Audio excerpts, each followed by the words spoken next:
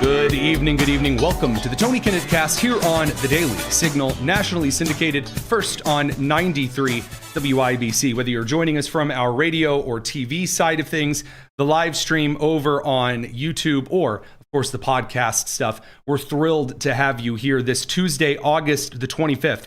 And now that it is 7 minutes past the hour, we are looking toward the election results coming in for South Carolina.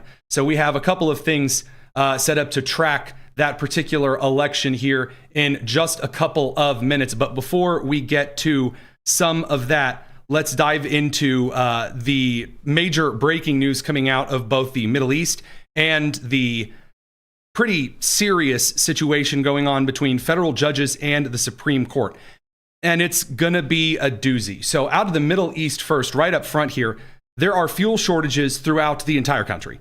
And when I mean fuel shortages throughout the entire country, I don't just mean, as we showed yesterday, that there were several Iranian cities, for example, Avaz, Isfahan, and Tehran, which were experiencing severe fuel shortages, but also the various border regions of Iran, including in the south and now in the east, are also experiencing significant shortages in both fuel for, again, consumer vehicles, commercial vehicles, as well as for energy production and power in the country. Now, more specifically, this is resulting in quite a bit of chaos inside the Tehran province itself, so around the capital. This is resulting in all of the fuel lines. And look, the pictures don't really do it justice, especially for those of you over on the radio side of things. So what I want you to see is, again, the complete collapse of the Iranian economy in this, right after the economic D-Day that no one's ever seen before. Here's the current fuel crisis. Long lines of traffic.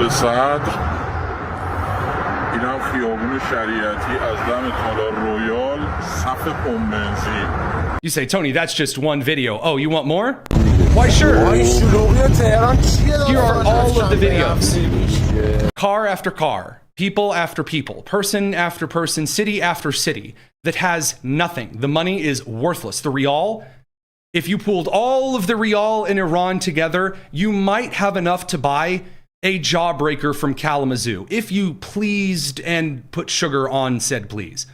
It's a really rough situation, and it comes with a couple of pretty significant issues that, again, while some stations, even that have gasoline, are limiting purchases to 20 liters per vehicle, on the politician side, because this is what matters, right? There are a couple of mixed signals. Normally when we say mixed signals, we say Donald Trump is saying one thing, they're totally kaput, it's going to be a very bad Christmas for Muhammad. On the flip side, you'll hear the Iranians saying everything is wonderful. President is very wrong. Iran has never been stronger. It's been super good. That's not what I mean by mixed signals right now.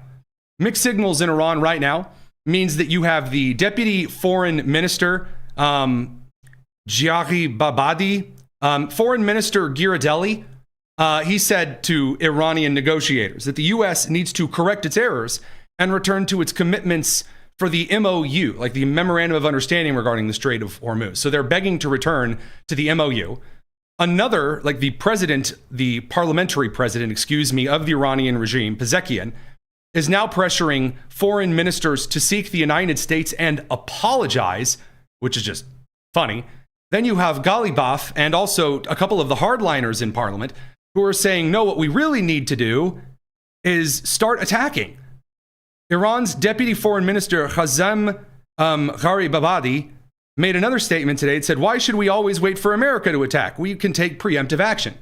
To which another member of parliament said on the mic, like to this deputy foreign minister, we don't have the ability to launch strikes on U.S. installations like we did, which is kind of interesting because I was told all of the U.S. bases had blown up. They'd sunk 15 aircraft carriers of the Navy. It was just a totally terrible thing. So the Iranian regime is now threatening that if Washington enforces the new sanctions, then Tehran will unveil fresh measures against American interests. I know, pretty exciting stuff. What's actually going on in the Strait of Hormuz? Well, yesterday I told you that there was a lot of oil beginning to flow through the strait. And it turns out that I was right. So there are several trackers for international oil shipments around the world. One of these is Tanker Trackers, kind of an open source tracking for whole cargo ship numbers, different ships interacting with each other, kind of a transponder monitoring service. They said just a few hours ago, a very busy day in the Gulf of Oman. That's just east of the Strait of Hormuz for you exciting GPS enthusiasts, where at least 15 sets of tanker transfer sessions took place. Essentially, they found their exit buddy and they started transferring oil as quickly as they could. Said, we count 25 million barrels of crude oil plus some refined products. The oil originates from almost every country in the region, minus Iran. Said, we found another 5 sets now since that original post. This was shared at about 5:30 p.m. Eastern today. One of them happened to be an Iranian gas tanker, but operated by another country or a pirate. Yarr. So the Iranians have successfully facilitated oil, just not for any of them. Now, China has also said that they really don't like that Treasury Secretary Scott Bessent has imposed these new sanctions. The problem is China can't get any oil to Iran either. They've tried. Iran drove a bunch of empty pickup trucks as far north as they could go, like it's a kid's Christmas movie. The kids are all just going to go to the North Pole and visit Santa. Only in this case, Santa is Winnie the Pooh, the president of China. And they couldn't go through the mountains, and also pickup trucks don't carry that much oil. Now, in the meantime, while Iran is threatening all of the problems, on the subject of interceptors, and this one really, really does matter, because you and I were told, pinky promised, that we were all out of interceptors, we were all out of time, and we were doomed.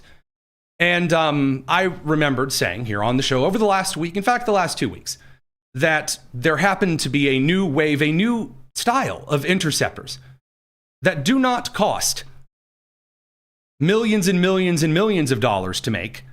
Instead, they cost about $4,000 to $5,000 a piece to make now.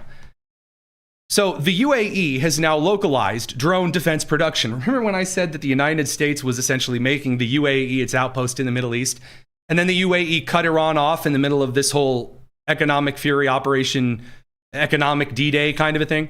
Oh yeah, this is part of that. So anyway, the UAE's now localized drone defense production with U.S. defense startup Power Us. Remember I told you there were a bunch of defense startups heading over to the Middle East, manufacturing its Guardian interceptors in the country. The facility is producing about 30 interceptors per day, with plans to increase the output to 100 per day. The Guardian, this 3D printed little fancy middle school science project rocket-looking drone, costs about $5,000 per unit, and it's designed to intercept one-way attack drones, such as Iran's Shahed. Now, this is not a patented technology, no matter what the boys and girls out there might tell you. There are about 1,000 different names for this little guy. All right, screw it. I've actually had the privilege of flying one of these. There wasn't anything payload attached to it, but it is incredible how quickly they take off. It's an electronic VTOL system. Essentially, it goes really, really, really fast for some kind of an electric motor system. It's interesting for sure. Now, I do want to show you how these things actually work, because this does change the entire game. It does. It has been a huge issue for a long time. In fact, some of my friends and colleagues over at the Heritage Foundation expressed severe concern. Oh, China can produce missiles so much faster than we can produce interceptors. They can produce drones, and every interceptor that we make costs millions of dollars. And I made the humble suggestion at the time. You guys do know we're innovating on this side too. In Indiana, the state that I'm broadcasting from, our defense industry, I went to a little defense contracting conference with Senator Jim Banks and at the time Secretary of the Navy Admiral Phelan, and we talked about some of these measures being developed. Guys, American trade school and college nerds, not the lesbian dance theory majors, the other ones, the ones that are worth something, are creating new kinds of defensive options for the United States and her allies that are upsetting Russia so much that CIA Director Radcliffe had to go over and, talk to Putin today. Oh, we'll get to that a little bit later. Radio crew, we have to send you to the commercial break. I'm going to show the live stream crew a bit of a little live demonstration here while we wait for some of these results on South Carolina to come in. It's the Tony Kinnett Cast here on the Daily Signal, nationally syndicated and first on 93 WIBC. Take care. Well, not take care. Just over to the commercial break for them for a second. We're still here for a while. Now, right here in the South Carolina race at present, we're seeing a kind of a 2 to 3% in. Darlene Graham is currently leading over Ralph Northam, 52.5% to 47.5%. Again, just 3% reporting so far. So we are keeping our eye on this situation as it develops. Pretty interesting stuff for sure. But alas, we'll get back to some of the other information here in the meantime. So on the summary of these really inexpensive interceptor drones, one of the crews, I believe called the Archimedes crew, demonstrated how these drones work in Ukraine. And it's just kind of cool, so I wanted to show it to you. Everything in this video is real footage we shot near the front lines here in Ukraine. So that little rocket, you can see it's flying very aggressively up towards the Shahid suicide drone. We shot near and it the catches front up to lines it here in Ukraine. And it just gives it a little love tap right on the booty. Newer jet-powered attack drones can no longer be stopped by regular interceptors. It's because 99% of interceptors on the battlefield still need a pilot for manual guidance. Now, first of all, that's really mean. Don't go hurting my feelings and suggesting that, you know, some drone pilots on the stick are no longer good enough. It is true though. And one of the real reasons that there needs to be another opportunity here, the style of warfare has shifted with how these drones and these missiles are thrown. But the more crap you put in the sky, the more susceptible it is to flak. Flak was a type of exploding ordnance that we introduced. Essentially what happens when you point a howitzer at the sky, and it creates lovely little exploding bombs of shrapnel, so that if something is flying through the air, perhaps the warhead or whatever it is that's flying through the air, like a diamond in the sky, will find itself running into a bunch of really hot, pointy shrapnel. And all of these very, very fast modern pieces of equipment are essentially made out of 3D printer plastic and Reynolds wrap. So if you just get enough stuff in the air, you can cause some problems. Drones are too fast for human reflexes. The alternatives are $4 million Patriot-class missiles. The reason they're so expensive is because of this. This is a radar seeker, and it's the most costly part of every autonomous interceptor. We built one that drops the cost per kill from $4 million down to $4,000. I'm going to really reach out to my millennial brethren and Gen Z brethren here for just a second. The ads that you may or may not see, I'm really going to be outing myself if this isn't the case. When you're on Instagram, you're scrolling through Reels, and you'll see this ad for like a little Chinese radar that you can buy. You can buy a radar system now. It's like $50 to $100. You can own an actual radar, like a real spinning, swiveling radar. Midwestern dads watching the weather are about to go nuts. In this particular instance, the free market innovation of guys just doing stuff with tech has taken what used to be something insanely expensive that took up a lot of space and a lot of energy and is going to compress it down to a very cheap means of essentially stopping China in their tracks. It took China so long to innovate missiles, and in just one half generation of a bunch of young college-age dudes and old men about 2 beers deep from a trade school goofing around on the range and in large fields, they have created something that has removed 30 years of Chinese efforts like that. This is Archimedes, the first radar seeker that turns any drone into a fully autonomous interceptor.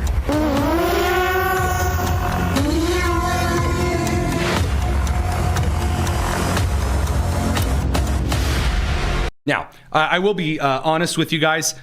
Not necessarily the very, very first here. I mean, this particular drone goes by about 1 million different names in the world because it's seeing rapid adoption. The Terra B1, the Tim Sum, the P1 Sun, the Sting, the Stria. I mean, there's a lot of them. So very, very good news out of the Middle East. We'll continue to monitor that situation. Radio crew, perfect timing. Welcome back from the commercial break. We are watching some of the exciting, very, very exciting details in the South Carolina GOP Senate primary runoff. So Darlene Graham, with 6% of the vote reporting, is up 55.4% to Ralph Norman's 44.6%. Now, it is a very, very close poll. We're keeping an eye, as producer Daniel notes here, being in North Carolina, and for those of you in South Carolina, try not to hold that too much against him. Horry County, which is where Myrtle Beach is located, Trump held his rally here in support of Graham, and this place went to third place finisher Fry back in the original race. So far, producer Daniel is telling me that she seems to be winning that area, but again, we still don't have a ton of reporting. They're just not quite yet as fast as Florida when it comes to election return results. Now, regarding Darlene Graham and the lovely, exciting times over with Ralph Norman in that entire election, the question that many are asking in the broader media ecosystem is Donald Trump's endorsement going to make a ton of difference here? I'm just going to tell you right up front, that's not the deciding factor. The deciding factor is whether people are more willing to come out for Darlene Graham, who is running more of a kind of populist campaign. She's like, look, I don't know everything. I may not even know some stuff that maybe you'd think a Senate candidate should know. But I promise that I want to get rid of the filibuster. That is emotionally appealing to a bleep ton of people in South Carolina. Additionally, I don't want to give illegal immigrants amnesty. That's also pretty popular in South Carolina. Ralph Norman is a technocrat. He is an establishmentarian Republican. Again, for the establishment, Republicans are more technocratic, meaning they believe that experts and the experience should lead. Democrats who are establishment are corporatist, or those who believe that subsidizing interests is the way to drive an economy. So the establishment candidate here, Ralph Norman, he's not like the most uncharismatic guy of all time, but on the debate stage, he did just so happen to suggest that, maybe, a little bit of amnesty was the way to go. For me, for yours truly here, I suggested that this was most likely the moment that he was in some very, very, very hot water. Your China question. Senator Graham, staying on the same issue, one of your colleagues, Senator Jim Banks, recently has sounded the alarm on the threat of communist Chinese nationals working in our AI labs here in America. So there's two key issues here. Number one, in which we're going to cover first here instead of second, is that, again, Lindsey Graham's sister, Darlene Graham, she has been hit a couple of times for not knowing all of the various bits in like foreign policy that she's supposed to know. And then her opponent, Norman, here in this runoff, well, he may have said some amnesty for illegals kind of stuff. So first of all, the national security issue before we get to the Norman issue. Currently, there's a provision in the National Defense Authorization Act that he put in requiring American companies, AI companies doing business with the Pentagon, to report insider threats and some of the security breaches. My question is, do you support Senator Banks' effort to safeguard against communist Chinese infiltration in domestic AI labs? And would you ban communist Chinese nationals from working in our AI labs here in America? Yes, it scares me. Like I said, China leading AI is a scary situation. So I would I would support any federal ban to prevent them from buying farmland. I would support a ban against them taking over labs, data centers, AI labs. I can't say it enough. We cannot let China win the war when it comes to taking over our businesses, buying our farmland, winning in AI. It's very dangerous. It's a national security threat. So I would support any type of bans against China. Congressman Norman? Yeah, of course. Yeah, you would naturally do that, but you have to go further than that. Like the balloons that flew over this country for as long as they did, and when we went into SCIF to find out what the Biden administration and the generals knew, they denied it. As a body, we should have screamed about it and stopped them from doing things like that. But so the question that, again, is asked over to Darlene, in this case, by the moderators is, on this national security issue, what do you see as, again, being, the plan here? And her answer here is that, I don't really know a ton about national security, but it's something I'm going to look into. So that's not exactly the most perfect, amazing, incredible thing that you want. However, in the meantime, over on the, Ralph Norman side, getting into foreign policy, okay, sure. Maybe that's going to be something that is really, really important for the voters. Then Norman said this. Do you support the rights of those, and I've asked you this question somewhat before in a previous debate, but do you support the rights of those in the Deferred Action for Childhood Arrivals program, DACA? Also, migrants with valid visa status, green card holders, asylum seekers, naturalized citizens, and others who are legally going through the citizenship process. Do you believe in a pathway to citizenship for those folks? Here's what I believe in: legal immigration, not illegal immigration. The president has got, So he gets a little bit of applause for that. Sorry, by the way, for the video glitching back and forth there. This little election tracker that we've got down here is new. It's a kind of a new scene. Some of our macros aren't totally in tune yet. Anywho.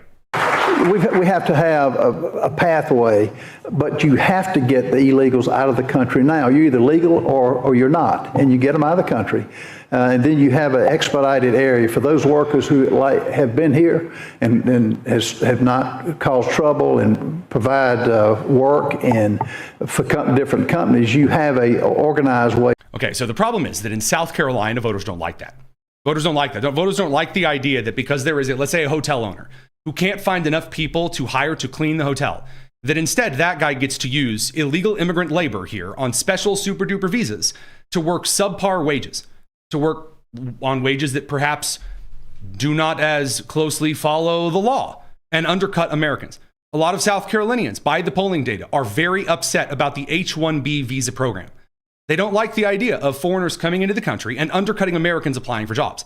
Now, whether or not you say that Norman has come out in full-throated voice for this, that, and the other, it is not a popular idea in the party right now for the Republican side of the aisle, especially in the kind of traditional conservative belt from the Rust Belt down through the Bible Belt, to say that, well, you're for legal immigration, you're just not for illegal immigration.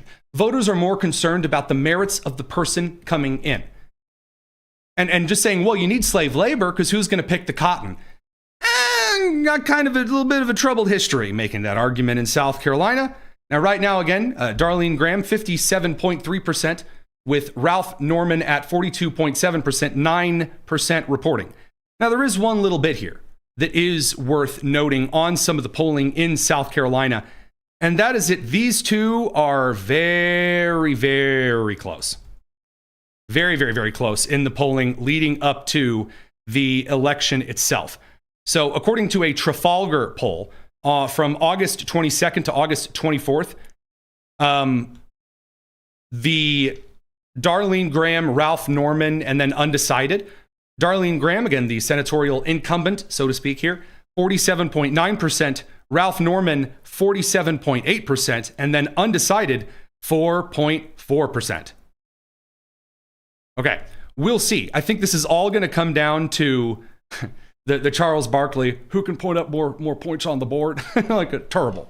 I don't think that it's as much to say it's a ground game. Who got more text calls and door knocking out of the way?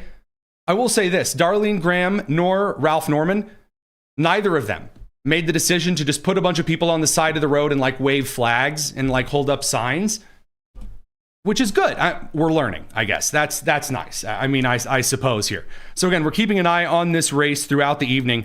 And there are a couple of races that are worth keeping an eye on. Michigan continues to get worse for Abdul El-Sayed. But maybe before we get into that, we'll tackle the Abdul El-Sayed thing. Then when the radio crew comes back, we'll tackle some of these breaking updates out of the federal court system and another, I don't want to say constitutional crisis, but just about as close as you can get with a federal court arguing with the Supreme Court. It's the Tony Kinnett Cast radio crew. We're going to continue on the live stream. See y'all after your commercial break. All right, while they are dealing with that lovely, lovely commercial break situation, Abdul El-Sayed, he's in pretty bad trouble. On the Michigan election side, he's in a really, really rough spot. And it's not because Mike Rogers is out there delivering haymakers. It's not what's happening. Mike Rogers is not out there saying the greatest, running the most incredible campaign of all time. He is running a really good campaign in that he's not saying stupid things, which, you know. And then number two, he's not promising wild stuff and getting into awkward interviews where he then just like drops his jaw through his shoe. His opponent, Abdul El-Sayed, yeah, he's failing on every single one of those. So you have more Democratic representatives, more upon more here, like Representative Josh Gottheimer, Democrat representative, coming forward to say, look, you know, he really if he were living in Michigan instead of in New Jersey, and as a congressman for New Jersey's 5th, he really wouldn't vote for Abdul El-Sayed. Not what you want to be hearing during Mr. Chuck Schumer's big tent bonanza. If you were a Michigan voter, how would you vote in the Senate race? I've just made clear. There's no way I'm ever coming out for El-Sayed right now. And this is a guy who has made it very clear his views toward and has refused to back off his views toward Jewish Americans. And I hope he comes out and clarifies where he is. I also hope that he does the right thing and condemns Hassan Piker clearly and the language very clearly. Of course, he's not going to do that. The era of a SURGES system moment for the Democrat Party, it's over, Bob. It's gone. It's finished. It's over.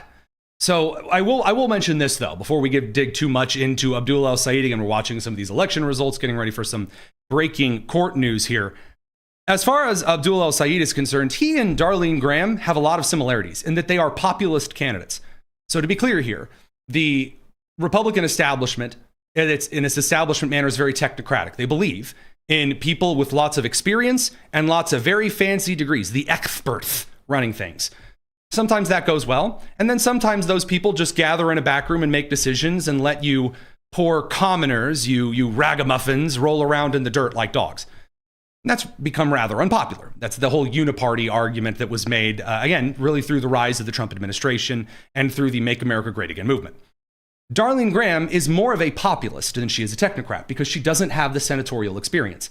Here's the difference, though.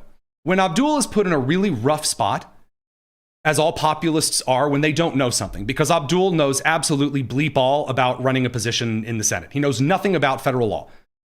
Just as much as Francesca Hong didn't know, just as much as Zoran Mamdani has no idea what he's doing as the mayor of New York, just as much as Angie Nixon down in Florida is embarrassing herself on a daily basis. All right, that's a huge difference. So the populist, when they're cornered, they simply reveal what's on the inside, their values. They say, well, hey, this is what I really care about. When Darlene Graham is pushed, when push comes to shove, and Darlene is forced to say what it is that's on the inside, she says, I'm just like a normal woman from South Carolina, y'all. I'm normal. I want people from South Carolina to be fine, and also I don't think that boys should be in girls' locker rooms. Abdul El-Sayed, when you push him into the corner, well, here he is with Jesse Waters going, have you even cut your penis? What? And sex changes for minors. Do you support that? Look, I remember. The answer, by the way, is no. That's it. The answer is no. Do you support sex changes for minors? No. That's all you got to do. I remember AOC told us that woke one was over, guys. It happened. It's past. We lived. We laughed. We loved. We threw people out of their jobs. Man. Radio crew, welcome back. So again, while other candidates, again, like Darlene Graham, maybe she doesn't know everything about foreign policy. All right, I hear you. She doesn't have a complete list memorized of all of the different policies she wants to implement. You shove her into a corner. Again, this isn't what I'm saying is important. It's what voters are saying is important. When you shove them into a corner and you force them to actually reveal what's on the inside, out of abundance of the heart, the mouth speaketh kind of a thing. Darlene says, I'm just like a normal lady. I know, y'all know I'm Lindsay's sister. And that's it. That's just normal. South Carolinians are like, yeah, cool. Why not? You push Abdul into that corner and you're like, hey, are sex changes for minors wrong? Something that you or I could answer easy. I believe the word is, nope. Don't do the whole sex change for minors thing. Abdul says, no, circumcision. Changes for minors. Do you support that? Look, I remember having great conversations with my conservative friends about right to try legislation. The idea that the government shouldn't tell you what kind of health care you should have. You don't have a right to starve your child. You don't have a right to strangle your child, Lindsay Clancy. You don't have a right to harm your kid. That's not a thing you can do. If my kid says, Dad, I don't want my arms anymore. Let's go cut my arms off. I don't have a right as a parent to go, okay, here's a machete. Let's get to it. That's not a thing you're allowed to do, even if they have body dysmorphia. I just think the government shouldn't tell you what kind of health care you should have. And if you're a minor, you want to try on kids? Now, if you disagree. Now, again, he says the right to try there is until the actual like legislative proof in the pudding there for the FAA or the group of American medical groups decide on something, the same medical groups that were wrong on COVID or that, for example, promoted eugenics back in the 20s and 30s, that kind of a thing. Basically, as long as everyone else is doing it in the academic community, because again, he's never actually practiced as a doctor. He's just an academic. He just has degrees. That's it. He says, well, as long as everyone with degrees says it, you should be allowed to try it out. That's what Jesse's poking here. Agree with that. If you disagree with that, if you disagree that healthcare decisions need to be made by a doctor and their parents and a patient, then we think we agree to disagree. But you want to put government inside. So Abdul, you're a doctor, right? Selectively. I am. So you think it's okay for a parent to slash his kid's thing-a-ling off? So again, just for those who didn't hear, because they're talking over each other here, says, you're a doctor. Abdul says yes. And Jesse's like, so you think it's okay for a doctor to like slash a kid's penis off? Is that okay? Is that acceptable? You think that's okay? I mean, do you really want to have this conversation? Are you circumcised? Yeah, but I mean... Oh my gosh. Network TV is an incredible thing. So, I mean, asking a guy, hey, are you circumcised? Now, look, I love being the guy to break this down for you here. But as a former anatomy and physiology teacher, I would just like to share with you very briefly, I've looked through a lot of OB/GYN related medical care practices. It was an area of science that I studied quite frequently when I was in undergrad, and then again going into anatomy and physiology. Human genetics, and again, the study of how humans pass on certain traits, fascinating to me. The religious practice of circumcision, cutting off a part of the foreskin, is not cutting off the entire reproductive organs of the male, or, as they often follow up with, putting in a permanent, unhealing wound that causes a number of unspeakably awful and terrible, terrible medical conditions, not to mention sterilizing the child. And of course, I know that. You know that. Abdul El-Sayed knows that. But he's backed into this corner and he can't stop. Woke one never ended. That's a Jesse, personal question. Okay. Doctor. So you probably should want to move on. Circumcision's different than castration. I think it's a problem. It's a problem that you think that you get to decide what happens between a parent, a doctor, and a patient. And again, just to be quite honest with you here, boys, girls, and squirrels.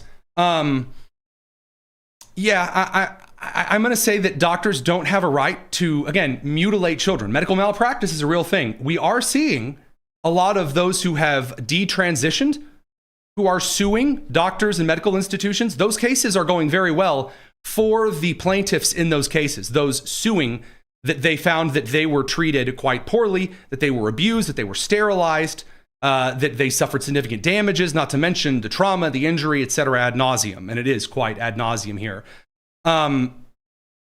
They're doing very well in court. So best of luck to Abdul running this one. And then also, you know what we really need? Reparations. We need to pay people for being black. A wild move to try to pull the black voters in Michigan. Give them money. Right now, the polling, Abdul's not doing well with black voters. Because it turns out the whole Islamic thing and the socialism thing, not super popular with like black union, like Christian and Christian agnostic, cultural adjacent black voters in Michigan. Not exactly thrilling to them. At least they're not coming out to vote for it. They'll stay home.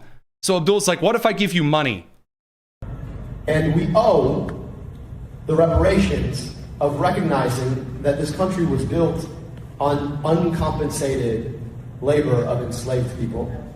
I believe we owe it to engage in reparations. There are so many ways in which we need to have a conversation about reparations. We need to invest in reparations. We need reparations in this country. Okay, so those are three very different things. Number one, like having a conversation about reparations, we have. Do you know how that conversation goes? Okay, let me level it for you. There have already been a significant amount of reparations in this country. If you are of a certain color in this country, it is assumed that you might, in some generational history, have been disadvantaged by slavery. Therefore, you get special privileges in this country that no one else gets access to. There were several things, affirmative action being one of them. Number two, guys, I don't know how to tell this to you. Guys, most of Americans are mutts. Most of Americans are mutts. There's pretty good chances that you have some ancestor somewhere that was disadvantaged by slavery, somewhere up the family tree. So what are the fractions that we're going to get down to here? What if you're black in this country, but you have no family history of being a slave or anything like that? It's not only is it far too bonkers to even consider, because again, this goes down to the classic old argument for eugenics. Well, how black is black? What about 1/4? What about 1/16? Are you still black then? 1/32nd, 1/64th. Elizabeth Warren out here, Chief whatchamacallit. 1/1024th. What's the marker here? And of course, he has no answer to that, Mr. Captain Super Doctor here. Again, the actual strategist here, for example, NPR's Aisha Rasco, warned very specifically, he's going to have to make some things really clear, draw a, quote, bright line on Hassan Piker, the 9/11 celebrator, just one of the most awful pieces of trash that Turkey has sent over to this country. Here's the NPR, of all places, take. Can he go on like this for 60 days without coming out more strongly on this, do you think? I think that this is going to be continually, thrown in his face. I think as a candidate, right, you want your name to be front and center, not someone else's. Like when you're constantly having to answer for someone else who is not in your campaign, that is not a good look for you. Like, for example, I will remind you that the Trump administration, but this is always the example that's brought up to me by those over on the left side. They always say, well, Donald Trump, he had dinner once with Nick Fuentes. He had dinner with him. And then when you actually go back and look at the story, you see that Donald Trump was very, very, very angry at the time that Kanye West and another staffer brought Nick along to a dinner. And then Trump was like, you're kind of a gay boy and I don't really care for any of your nonsense. And then Nick Fuentes went and sulked in a corner for years. That's not the same as Abdul El-Sayed humping the leg of Hassan Piker. You want to be front and center. So I do think that he's going to have to draw some sort of bright line and try to make it so that the story is not about someone who's not a part of his campaign, right? Because he's the one that's on the ballot. So I think that this is a huge problem for him. I think that's a really smart way of looking at it. I'm amazed. I mean, seriously, some of these elections should be very, very easy for Democrats, at least, to do pretty okay in. On the South Carolina election update side, 16% of the vote has now been reported. Yeah, I know. I'm impressed too. Darlene Graham still in the lead, 54.5%, to Ralph Norman, 45.5%. Now, I'm still going to take a wild guess here that what you're going to see is a fairly low turnout still. You're not going to see amazing, huge turnout on this or really any of the elections that are upcoming for that matter, including the midterms. But so far, Darlene Graham is maintaining a lead. Again, just 16% of that vote reporting. We are keeping an eye on it. Meanwhile, on so there are some Illinois politicians as well who are criticizing Abdul El-Sayed. We might get back to that in just a little bit. Radio crew, we have to send you over to the commercial. I want to get into some of these breaking court updates, both the Supreme Court, Judge Talwani's report, which are yikes. And then, of course, a pretty significant decision from the 8th Circuit, or at least an agreement to rule. We're going to talk about that. It's the Tony Kinnett Cast here on the Daily Signal Radio, guys. We'll see you in a second. Okay, so over on the fist fight court stuff. The Supreme Court of the United States ruled earlier this week, kind of a removal of injunction, said in a 6-3, kind of 7-2. It's not like a standard Supreme Court opinion here. Although Ketanji Brown Jackson, she got out the crayons and wrote really angrily for 23 pages about the YPO and all this other nonsense. The Supreme Court ruled earlier this week, hey, I know various states that you wanted to sue the post office and the Trump administration for this executive order where Trump said, if you're going to use the Federal Postal Service, then you'll have to put a barcode on that envelope. You'll have to, what is it, Marco? You have to mail out the ballots to a specific list of people. Can't just send out ballots by the bushel. And various states around the country sued the Postal Service for this, which is interesting. The Supreme Court ruled, again, 6-3, kind of, 7-2, sort of. Yeah, the Postal Service hasn't done anything yet. You can't just preemptively sue someone and say, I think you're going to do something real bad. That's not a thing. So now Judge Indira Talwani, she got upset. Judge Indira Talwani retroactively ruled that the United States Postal Service violated her nationwide injunction against President Trump's election executive order by finalizing mail ballot rules while the order was blocked. Okay, so here's this is guys, seriously, this is stupid. So the Supreme Court ruled. Their ruling so far, the only thing they've actually ruled on is we decree the Postal Service hasn't done anything yet. And for all of you out there who are running like the ultimate victory, the Supreme Court later sent out like a siren love song saying, hey, if any of you have any rights violated by the citizens of your states or commonwealth, you sue right away. You have a structured settlement, you need cash now, you call J.G. Wentworth. That's the Supreme Court stance. Like as soon, the very second you hear a word of some like something's up, Scoob, you file a lawsuit. So then Indira Talwani gets out there and says, actually, the post office already violated all the rules, even though the Supreme Court just said they did not. Said that, well, the Postal Service and the government feigned complete compliance. Said, well, they acted like they were going to comply with all the rules, but they didn't. I know. Exciting. Very, very drama-esque kind of stuff here. She imposed no additional remedy. So essentially nothing that the Postal Service can actually do. Why? Because they didn't do anything. She's full of crap. Anyway, finding the existing injunction already prevents the USPS rules from taking effect for the 2026 election. Now, she has yet to rule on the DOJ's emergency bid to lift that injunction following yesterday's SCOTUS ruling, which is really hilarious.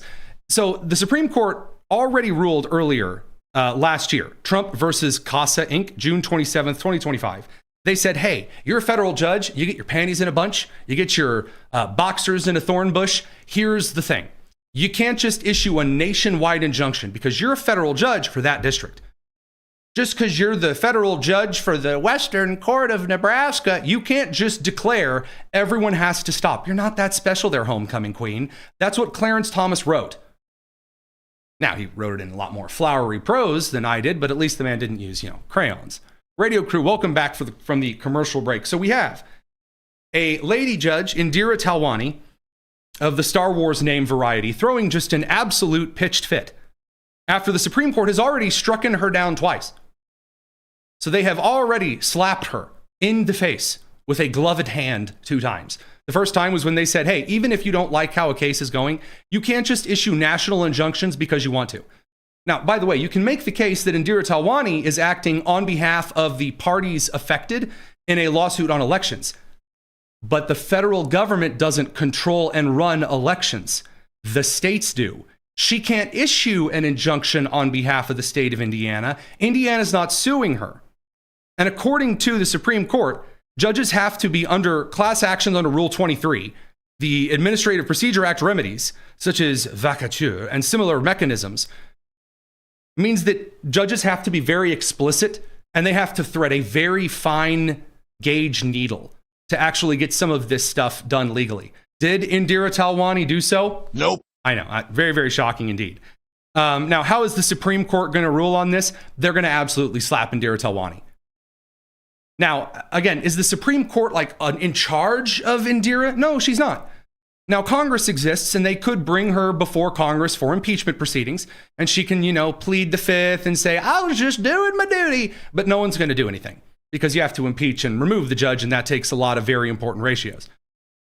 Now, again, Congress could grant the Supreme Court authority the ability to fire federal judges that aren't upholding the Constitution, because who would rule on the constitutionality of that law? The Supreme Court of the United States. They have the ability to do that. They certainly can. By the way, has Congress ever granted the Supreme Court additional powers before? Yep, sure have. So that's just a little note on remedy on that. Now, by the way, South Dakota has also asked the full 8th Circuit Court to review a ruling striking down a state law that made it harder for voters to pass progressive measures via ballot measures. So essentially, the South Dakota Secretary of State is asking the court to strike down a state law that essentially made it really, really difficult for voters to pass like referendums. Now, I don't really care about this, and there's a good reason that I don't care about this whatsoever at all. I think that giving voters the ability to just change the laws themselves whenever they want is kind of stupid. Because you get the situation like down in Virginia, where they don't even write the ballot measure correctly, and it's ridiculous, and it's silly, and it's full of all kinds of nonsense. So I'm you know, it's court news technically, but like states ask for those kinds of things all the time. Now, I do want to move over to a couple of pretty incredible stories, one out of Minnesota and one out of Gary, Indiana. And they involve a little old-fashioned gang violence, which is pretty impressive, by the way, at a time when Minnesota really needs to be a projecting safe state going into this election. Gary, Indiana is another case entirely, but the national media is jumping in on it, and they're crying racism. That's right. Woke one is over.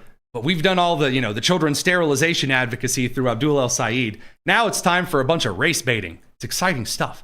I know. I too am thrilled. Before we get to that, though, South Carolina election update, 19% of the vote in. Now, Darlene Graham is up 53-7 to Ralph Norman 46-3. It's still a pretty tight race.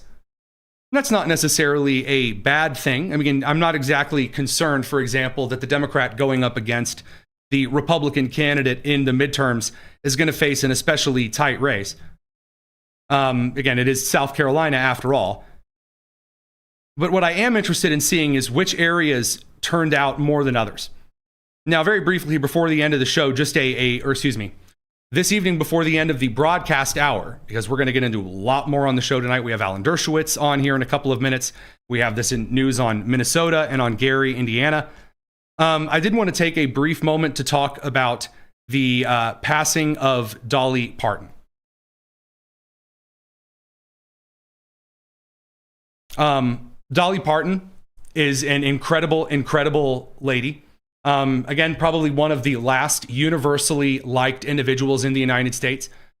Again, a truly incredible individual. There are so many other people in music and in politics and in culture. Most of you, I am certain, could give and deliver a far better eulogy to the life and the work of Dolly Parton than I could. I just wanted to say one thing very, very briefly here before the show ends for the broadcast crew on the radio and TV side. Dolly Parton was an incredibly philanthropic woman. So as a Christian, she believed very strongly in giving the finances, again, the amount of wealth that she accumulated through her music career, pretty freely. And she also donated to things that mattered. So one of the things that she donated to that I was deeply impressed with is the Dolly Parton Imagination Library.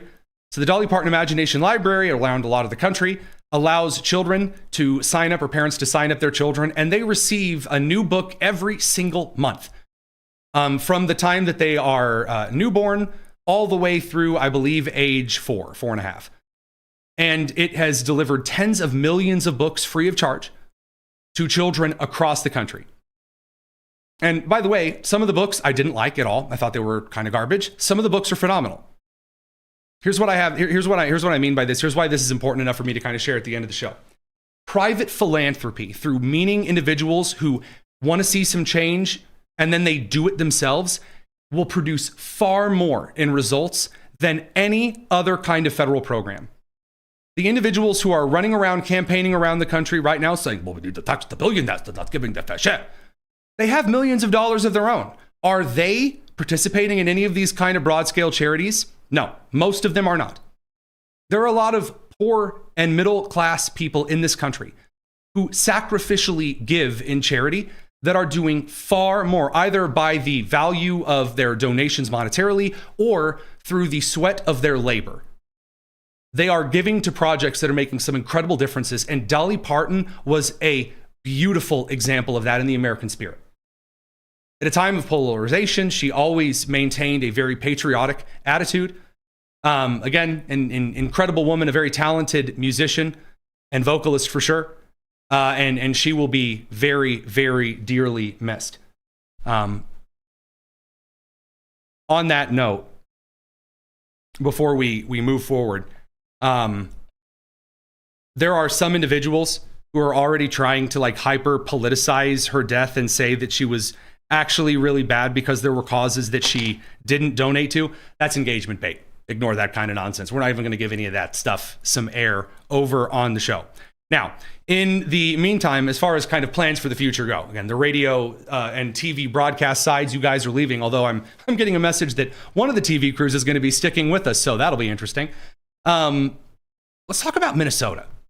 So Minnesota, the same Minnesota where the now Democrat Senate candidate Peggy Flanagan said, don't you dare question any of the Somali migrants to Minnesota or you're super duper racist. Well, it turns out there's a bunch of gang violence that Minnesota is terrified is going to break out at the Minnesota State Fair. Radio crew, I have to say farewell. We will see you guys tomorrow. It's the Tony Kinnett Cast here on the Daily Signal, nationally syndicated first on 93 WIBC. So, as many of you will recall, in Wisconsin, at their state fair back on August the 16th, there was a very interesting video that swarmed the country, and I don't have it preloaded for tonight, so I am going to just go ahead and drag this up onto the screen myself because I need this ASAP for you guys. Wisconsin, big, huge fight. I don't know if there is spicy language in this particular video. Adults, you have been warned. This may not be very fun for your various ears. So at the Wisconsin State Fair, a group of youths showed up and just started beating the crap out of everyone in sight.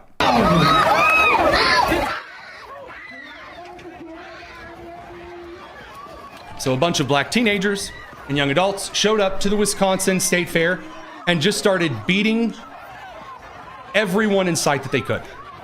Each other, individuals of different colors, various, just attacking people.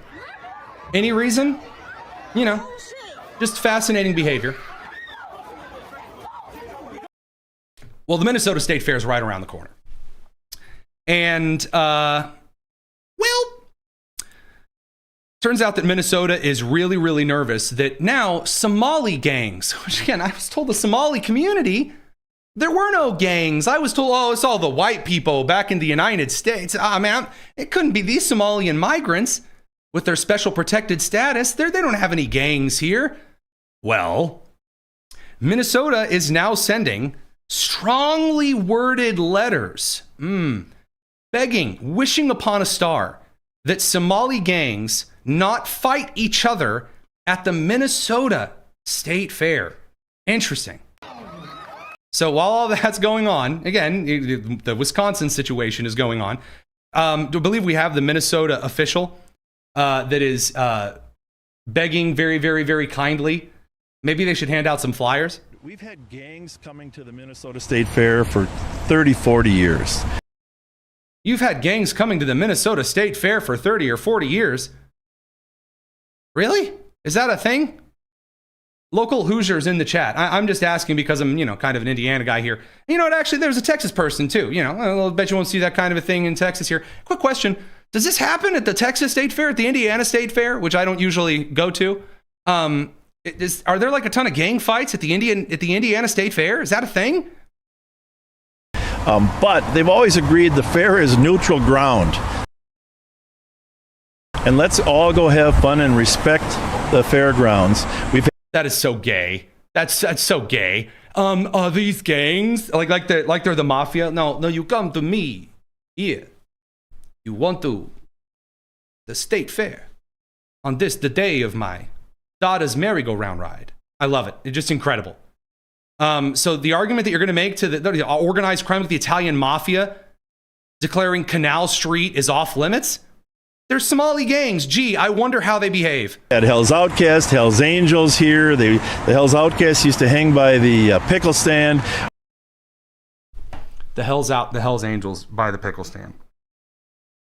The Hell's Angels by the pickle stand.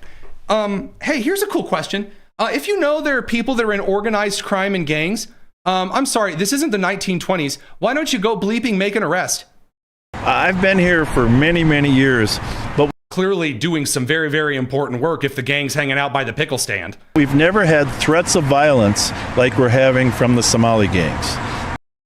Uh-oh. Well, we will have Karen gangs, we'll have some Hmong gangs here, we'll have some, extremists on the right here. Okay, so they say we'll have some Ming games, some Hmong gang. What are you talking about? This sounds like there's an open world video game in which they're trying to make up gangs that control like the cities, but they don't actually want to use any real gang names. Like, hey man, you can't come around here, man. This is the Hmong Chung kind of territory, man. Don't ask why it's an Asian sounding name, and I've got kind of a Mexican accent, you know? Like, what? What are these? I didn't know any about this. Is the Minnesota State Fair just like gang con? What is he talking about? White supremacist violence here. And over there, you'll see the KKK booth. They get out the white sheets and burn a couple of crosses in the frying oil there. It's a real popular event every year. But none of them are promising chaos except for the Somali gangs. So let's break this down here, boys and girls. So first of all, apparently the Minnesota law enforcement is just totally fine, with all of the other gangs showing up and I guess setting up a tent. Yeah, everyone, don't forget, honey, we got to swing by the Bloods booth at 10:15. They're doing a bandana tying event. It's going to be really special. And then after that, he says, but even the third worlders can't do gangs correctly. So they get over here. They're just declaring fatwas over dirt and beans. We sent 233 letters to kids that we know have had association with some of the other gang members. And really, it's a warning letter. Oh, a warning letter. Have you considered a flyer on why they shouldn't be in a gang? Maybe you should put up some posters on public transportation. By the way, Minnesota Attorney General Keith Ellison and the Ramsey County Attorney's Office have now filed civil public nuisance lawsuits to ban two rival gangs, Muddy and the Vile. Okay, Fallout 3 had far better gang names than this. Like, we're the Tunnel Snakes was far better than Muddy and the Vile. So anyway, Casey and the Sunshine are also banned. It's okay though. I mean, I'm just worried they get a little spicy and they start rocking down to Electric Avenue and then they take it higher. A little Eddie Grant reference there for you. And 10 specific affiliates from the state fairgrounds and a surrounding safety zone. It's a bold strategy, Cotton. Let's see if it pays off for them. 7 of the individuals agreed to stay away to avoid further legal penalties. This is so gay. I'm sorry. What on earth?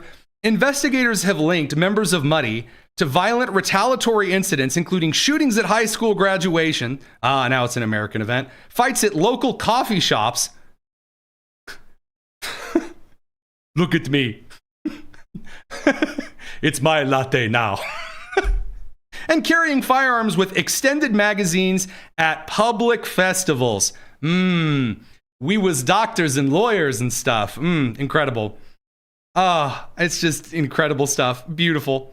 They know where all of these people are. My team's written a phenomenal report out for me. I'm going to guess that's producer Jen Daniel and our correspondent Rebecca Downs kind of breaking some of this up here for us. Wild. Well, in the less affiliated gang pirate lame, coming down from the two homosexual cities of Minnesota, let's bring it down here to Gary, Indiana, which has now been without power for 2 weeks, 14 days. Some of you are just now hearing this for the very, very first time. Now, the chyron that producer Daniel wrote for this, God bless his heart, that does not include the Oxford comma, and we're going to fix that because I'm not going to stand for that nonsense. Gunfire gripping Gary, Indiana is like Eric Swalwell gripping members of his staff. It's just a day ending in Y, all right? Gunfire grips Gary like in Chirac, okay? It used to be a beautiful port city, and then it wasn't anymore. Now, again, as the future governor general of the greater Indiana Republic, after I finish cutting off Chicago and pushing it into the middle of Lake Michigan, I will purge Gary, Indiana with iron, blood, and fire. and then rebuild it from the ground up, because it used to be an absolutely phenomenal point of industry. So what's going on here? 2 weeks after the torrential rain and thunderstorms affecting, again, the central Midwest, there have been concerns about the lack of a government response to Gary, including how people haven't eaten for days. Now, again, who are these people who haven't eaten for days? I mean, again, if the water level hasn't gone down and they're like on their roofs and stuff, that's a different thing. It's a different kind of a case. But if this is an individual who's just sitting at home and they're like, hey, the microwave doesn't work, I'm going to need, I don't know about that, man.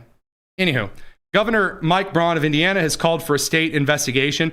Here's some of the information. People just feel, again, kind of abandoned. The mayor of Gary was expected to come down and, I don't know, do something. He didn't do that. A lot of community officials are mad. We just ain't got no help over here. We ain't seen no city officials out here. You know, we need more than just people out here shaking hands and cutting out. There's people in the house, stuck in the house, that haven't eaten for days. This side gets resources when it comes to property, when everybody wants the property over here. But when it comes to help, we don't get any help over here. I don't see any government resources being spent in our neighborhood. We got a lot of elderly out here. We're able to fully function, but we got jobs. We can't physically continue this for the next month or so, or however long the lights are off. Okay, so then comes everyone swooping in as quickly as they can to suggest what the big, massive problem is and why all of this is going on. Now, Braun, again, is calling for a state investigation as to what's going on here. This morning, Tuesday, ABC reported that they hope to have the power restored this evening. So why has the power been off this? Man, what's going on? Oh, people in Gary were shooting at the utility workers trying to restore power. Oh, there's a big surprise. That's an incredible. I think I'm going to have a heart attack and die from that surprise.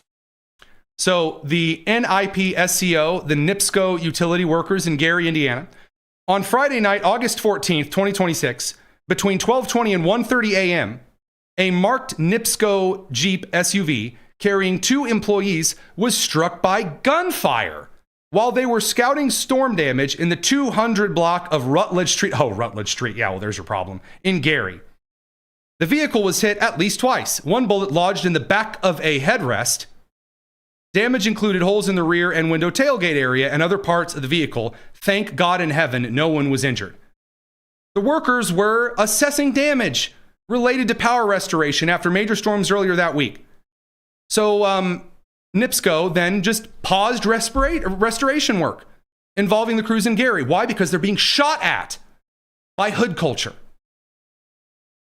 Now we're gonna skip a little bit later up in here. Gary Mayor Eddie Melton, who was about as useful as feet on a fish, whose parents should receive a sympathy card on his birthday every year. Eddie Melton condemned the violence as absolutely unacceptable. Oh, thank God. I was worried you were going to be useful. And then prioritized worker and community safety.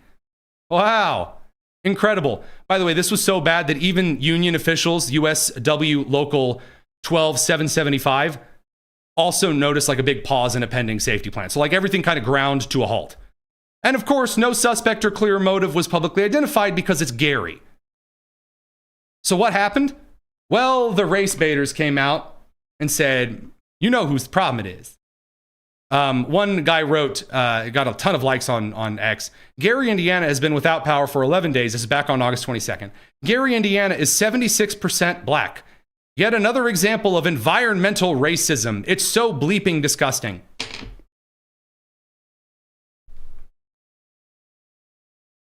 You know, when it flooded in my part of the state, no one was taking shots at 9-Star or Duke Energy.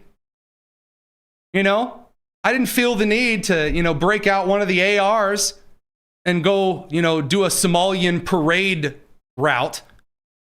I just kind of, let the crews do their work. Maybe you joined in helping your neighbors and community. Oh, so environmental racist. Oh, it's just so stinking terrible. How is it?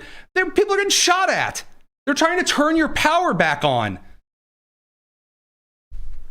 Well, no worries, because the mayor, again, Eddie Melton, he then goes on to talk with the truest journalist of our time, slit my wrists, Don Lemon. Here you go. This is, to me, it feels like neglect. Do you think that some of that neglect comes from, or is happening, if you feel that way? It may be in part because Gary is a black working class city? 100%. I believe a couple things are at play here. During the middle of the restoration process, the utility company, and full transparency, 15 years, I worked for that company, so I know about the process.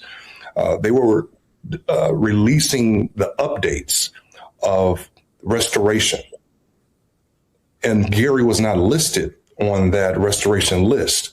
Because the restoration list was for Central Indiana.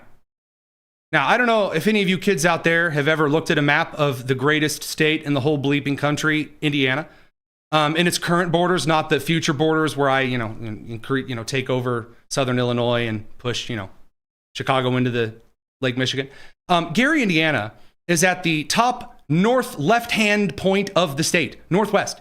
You cannot get any norther or wester. It is butting up right up against Lake Michigan, which seems like a young man's dreams, okay? I love being the guy to tell you this, but eastern central Indiana is in the middle of the state, in the eastern and central part of the state. For those of you who have the map reading abilities of Stevie Wonder. So when Braun releases a report on eastern central Indiana, you're not going to see Evansville or Gary or Fort Wayne or South Bend in the photo. Gary is the largest geographic footprint of a city that we have, not population-wise, but geographic footprint. Gee, why isn't it a population powerhouse anymore? And that was the moment that the extreme frustration came out from the public, because it would appear that we're being forgotten when you don't list out the actual restoration time frame. So that's where all of the mayhem really started to get triggered on the ground level. Exciting, thrilling, neat. Now, again, the governor is investigating NIPSCO. He has, by the way, deployed the National Guard to speed up some of the utility progress in Gary. And previously, by the way, there was some suspicion that the mayor has, engaged in a little of the old corruption, let's say, maybe a little embezzlement. Who's to say? One has heard as a Hoosier of this great state that this particular mayor has previously had no issues at all with NIPSCO. Who knows? Who's to say? Interesting stuff. And then we just have like the national dogpile. Representative Justin J. Pearson, Malcolm X-Lax in this case, the guy who yells on the state legislative floor of the state of Tennessee, he decided to get out here and sound the race card because that's all he thinks he's good for anymore. Hey everybody, it's Representative Justin J. Pearson here. Look, after a severe thunderstorm and straight line wind last night, over 100,000 households in Memphis are without power. And Memphis Light, Gas and Water says the service won't be fully available or restored at least until next Thursday. It's 90 degrees outside, and not only are households without power, but so are some churches and several of our schools. Memphis is a majority black city where a quarter of the population currently live underneath the poverty line. And this is the same place where Elon Musk chose to build the country's largest set of data centers, which have the same electric grid as Memphis families now without power. Okay, so people took this, he took this, and then ran forward and said, well, actually also Gary's got a bunch of data centers as well. Guys, data centers have battery and power backups. Number two, they're often off the grid because I was told that that was something a lot of people wanted. They wanted them off the grid so power prices and energy and electricity prices weren't skyrocketing. And no, the data centers are not changing the weather. So anyway, yeah, really phenomenal stuff. No matter where you are, the race baiting never quite ends for some of these individuals. Now, again, over to one final note here. On the data center side, probably won't dive in as much to it tonight. New polling is showing that after it's been revealed, hey, we have enough information now. The water, remember how all of the data centers were going to suck up all of the water everywhere? Hey, guess what? Turns out, nope. Data centers, many of them, can use the same water. Like they take the water once, and then they use it for 10 years in a row in a closed loop. They don't like get rid of the water and suck up a bunch more water. And that is shifting polling in the country regarding data centers very quickly. But that's probably another tale for another time. Well, again, we'll talk about some of this stuff a little bit later as some of these data and detail come out. We're going to cut away for a second and talk to Alan Dershowitz, phenomenal guy, over on his new book. And then we'll finish up here with some of those final election updates. It's the Tony Kinnett Cast here on the Daily Signal, nationally syndicated, first on 93 WIBC. Don't go anywhere. Great to be joined by friend Alan Dershowitz, excellent author of Founding Fathers and One Jewish Mother, the documents and people who established both the U.S. and Israel. Great to have you, by the way. Thanks for having me. I appreciate it. So let's dive right in. New book, exciting stuff. Really looking forward to it. Give us a little bit of the insight here. Well, it's all based on my personal documents that I've been collecting over 50 years. I have early copies of the Declaration, the Constitution, the Bill of Rights, handwritten letters by Jefferson, Washington, Madison, Hamilton, and also Ben-Gurion, Theodore Herzl. So what I do is make a comparison between the founding parents of America, all of whom were men, and the founding parents of Israel, that included Golda Meir, the one Jewish mother. And I show incredible similarities between the founding of the two nations and some differences, obviously. And I explore both the differences and the similarities through these documents, which I see every day hanging on my wall. I mean, look, I'm as a guy who loves reading through the old documents, a guy who really loves looking at the old inspirational pieces that built our civilization and then maintained it. It grieves me to be in a society now where it seems on not just limited to one side of the aisle, there are people who are making up these imaginative histories that seem more based on emotion and feeling than they actually do any of what we might learn from historical documents. Do you think that comes from us just believing that we're better than those in the past, or just using, dishonest framing of history in order to get ahead? Where do you think a lot of that comes from? I think it's all dishonest framing of pseudo-history to fit a narrative. It started with Howard Zinn, the history professor at... despise that man. Who made up a lot of his history. And it became the most popular history text being used by high school students. So why should we be surprised if high school students believe that, America was founded on slavery, that without slavery we wouldn't exist, that we committed genocide against Native Americans, and you can say nothing really good about America. Now, the same kind of pseudo-history is being used about Israel today. People don't mention that Israel offered the Palestinians a state in 1947, 1948, 1967, 1990, 1991, 1996, 2000, 2001, 2008. And every time the Palestinians rejected it, saying they don't want two states, they just don't want there to be Israel. They don't want a Palestinian state. They just want there not to be a Jewish state. So, I established that history as well through documents, not only documents by Israelis, but documents by Palestinian leaders like Husseini, a Nazi who spent the war years with Hitler trying to engage in genocide against the Jews. He's still a hero of the Palestinian movement. So if you really want to know what happened in the founding of America, the founding of Israel, and, neither country was founded bloodlessly. They had to fight for their foundation. They were both established by the pen, but defended by the sword. And when you defend a country by the sword, it's never going to be perfect. So in my book, I also explore the imperfections of both countries, but the perfections so outweigh the imperfections that anyone reading it will be proud to be a supporter of America and a proud supporter of Israel. But it's the culture that they are based on that was penned and again, captured, therefore, in time, and again, set as a city on a hill, to quote scripture there. That's something that really, I think, echoes throughout time for those who study these documents. You start to get a perspective of why a trust-based culture that these established are so different than the honor cultures that they were surrounded by at the time and then today. And that kind of pervasive attitude that causes so much death and destruction that may sound very fluffy at first, and it's just completely changed from what was set up as a totally different kind of cultural behavior. Oh, of course. And both countries were covenantal. They were both formed by covenants, contracts, agreements.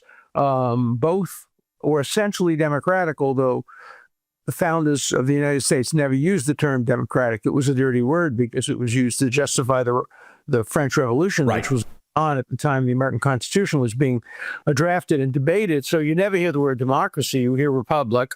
And it becomes a democracy only with the election of Andrew Jackson some quarter of a century later. Israel was founded as a democracy, a vibrant democracy, 2 Jews, 3 opinions, 2 Jews, 5 synagogues. You're never going to get agreement. There's always going to be disagreement, but they're both democracies. And as long as democracies can talk to people on all sides, I think we have a basis for governance. But what we're seeing today in both countries are extremists, some on the right, some on the left, trying to eliminate what were centrist countries ideologically and politically, and countries based on compromise. Remember, the United States Constitution could never have been established without incredible compromises, regional compromises, compromises about slavery, compromises about commerce. Just like Israel, Israel, Ben-Gurion wanted Israel to be an agrarian country which sold oranges, and Netanyahu wanted it to be a commercial company which sold apples, that is, Apple computers. And Jefferson and Hamilton had the same fight. Right. These are great arguments that we see parallel in both countries. And I think anyone reading the book will go back 250 years and Israel's case 80-something years and see how the founding documents were so influential in the current status of each of the countries. Last kind of key question here that I've really wanted to get your perspective on. As a former teacher, I've seen the American public school system fail consistently, no longer staffed by the once great history teachers and English teachers that would actually inspire you to care about your country. What role do you find parents have today to inspire their kids and actually dive into this history? Because I don't think that a lot of people understand the importance of sharing the narrative father to son, mother to daughter. And it's crucial now. Do you see kind of the same parallel in Israel and the United States here? I do. I see the great similar difficulties. Much harder to be a parent today when your children, starting at age 7 or 8, have access to TikTok and are learning their information, much of which false.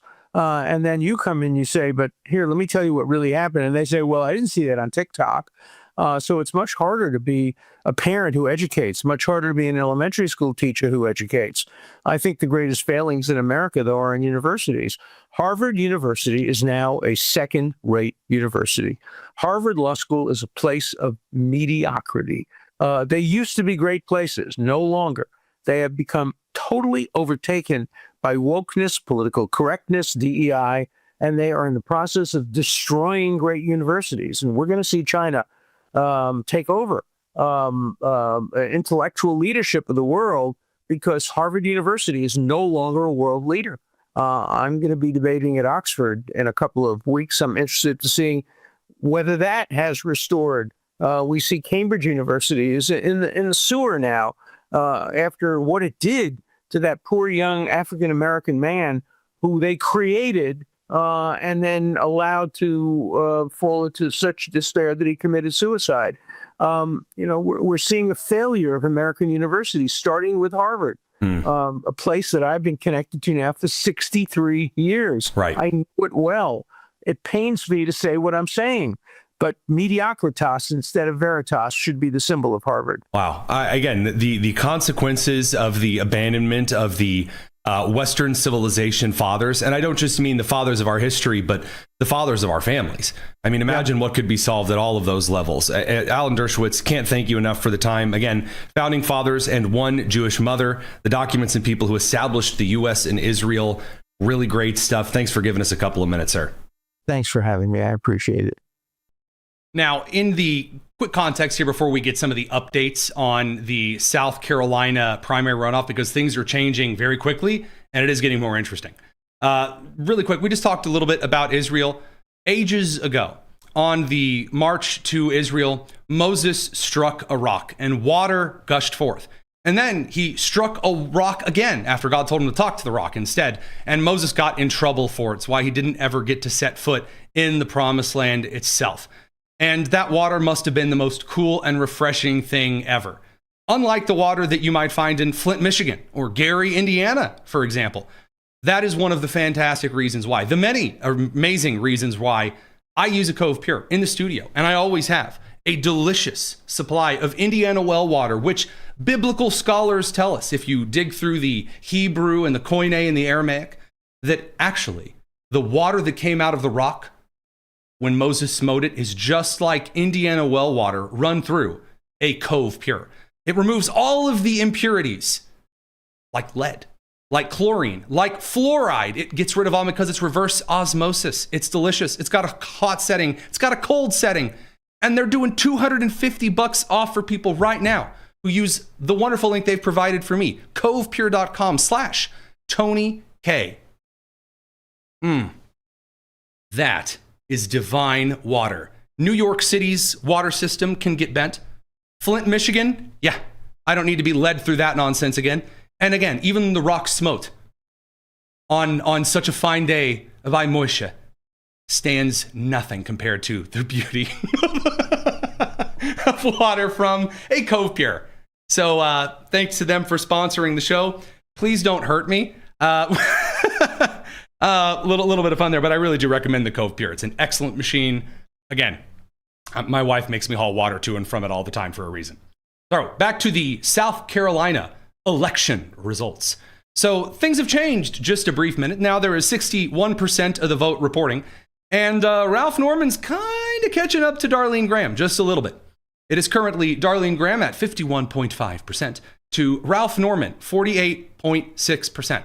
Now look, I don't exactly have a big screen to stand in front of and impress you and act like Harry Enton, say like, well, if you look over here, Bob, there's actually all of this space in South Carolina where she's underperformed. I don't have that for you here, but I do have just a little something on the data side just for you. That's right.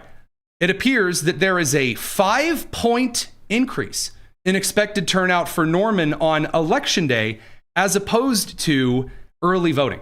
Now, why do I bring this up to you? Well, number one, because it's just kind of something to give you some election updates and details here at the end of the show, but also because it appears that the last minute tit for tat kind of a slap fight between Darlene Graham and Norman on security policy. Also, there was a Pelosi-like clip in which in which Darlene Graham said you're going to have to wait and see what her proposal is for, I believe, a particular medical policy. And people are making a big to-do about it. We'll have to see. I'm interested for the first time in actually reading some of the polling results here. So again, you've got Darlene Graham currently with 61% reporting ahead, just barely. 51.4% to Ralph Norman's 48.6%. Going to be interesting to see. I believe so far, although I don't necessarily want to get into heavy predictive territory, just to be fair here, I still think that Darlene is probably going to pull this election out, but it is a lot closer, perhaps, than she would have preferred. So, that said and aside, one last thing before we finish on today's show, because it doesn't look like we're going to be able to call the election here while we're on the show, which is a shame, because we had something fancy for it. Okay, Darlene Graham pulling away just a bit now by 4 points here. So Darlene Graham, 52%, Ralph Norman, 48%, with 64% of the vote reporting. There is one last thing I'm very excited to share with you. We're going to have to talk about the CIA Director John Radcliffe's mystery mission to Moscow tomorrow, because something far more important that I have to share with you, the people. Ladies and gentlemen, J.B. Pritzker, the governor of Illinois, he's governor maxing. Now, what does that mean? Well, first of all, it's horrifying. Apparently, I guess it comes from a meme. I'm not really going to dive into it. This is awkward as all get out, and you have to suffer through it because I had to see it.